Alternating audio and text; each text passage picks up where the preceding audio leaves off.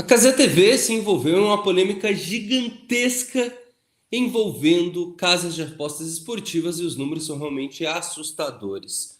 O ICL Notícias monitorou 48 partidas transmitidas pelo canal e identificou 74 sugestões de apostas dadas ao vivo. Olha, o ponto principal é o seguinte: em 61% desses casos, o resultado previsto pelos profissionais da transmissão não se confirmou. Ou seja, a maioria esmagadora das dicas deles fez com que o público perdesse dinheiro.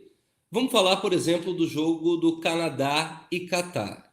O Canadá já estava ganhando de 3-0 em um jogo em que o Catar tinha um jogador expulso. E aí entra a grande polêmica da Estrela Bet. Mesmo com o Catar perdendo feio, com a menos, a casa de aposta ofereceu uma odd de 4,20 para a opção ambos marcam no segundo tempo. E aí, a fala que gerou muita revolta veio de um comentarista da Cazé TV, que recomendou esse palpite ao vivo, cravando que aquela era a boa de hoje.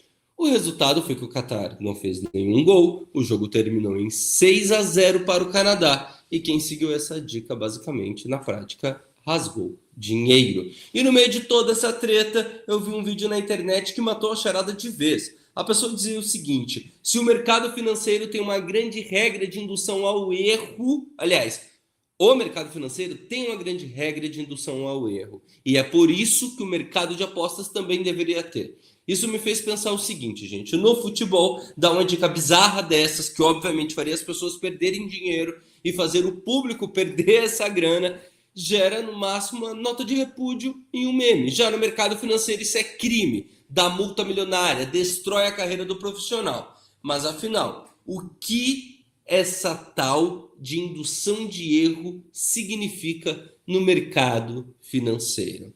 Olha, primeiro de tudo, gente, o comentarista da Cazé TV, ele não cometeu nenhum crime no Brasil de hoje, porque simplesmente o mercado de apostas não tem um órgão regulador como a Comissão de Valores Imobiliários, a famosa CVM. Mas se um profissional de finanças fizer a mesma coisa, a história é completamente outra. No mercado financeiro, errar uma análise não é crime, tá? O mercado é soberano. O problema legal é quando há má fé ou omissão clara, evidente. A atividade de quem recomenda investimentos no Brasil é regida pela resolução da CVM 20. O artigo 14 dessa resolução diz expressamente que as informações passadas pelo analista devem ser verdadeiras, consistentes e não induzir ao erro. Tá, beleza.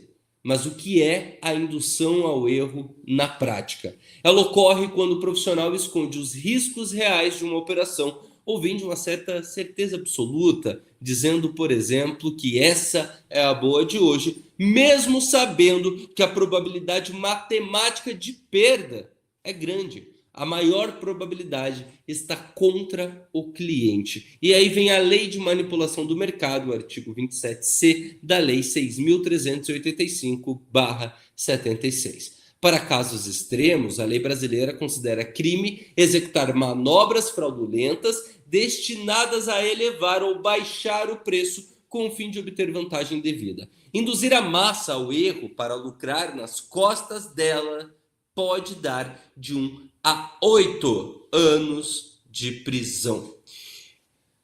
Tem um grande elefante aqui nessa sala e muita gente não está reparando, tá? Vamos voltar ao caso do jogo. A Estrela Bet patrocina a transmissão da Cazé TV. Se a audiência aposta em uma odd de 4,20, impossível de ganhar, e perde esse dinheiro, ou melhor, quase impossível de ganhar, e perde esse dinheiro, a grana fica com a casa de apostas, que é a mesma que paga a conta do canal. O incentivo está totalmente desalinhado com aquilo que deveria ser. A CVM tem regras duríssimas contra isso, e é por isso que existem papéis separados no mercado. Temos o assessor, o analista, o consultor. O gerente do banco, o assessor de investimento, por exemplo, muitas vezes é remunerado pelo rebate, que é a comissão pelos produtos que ele distribui. O conflito de interesse acontece quando esse profissional te indica um fundo péssimo com altas taxas, não porque é bom para você,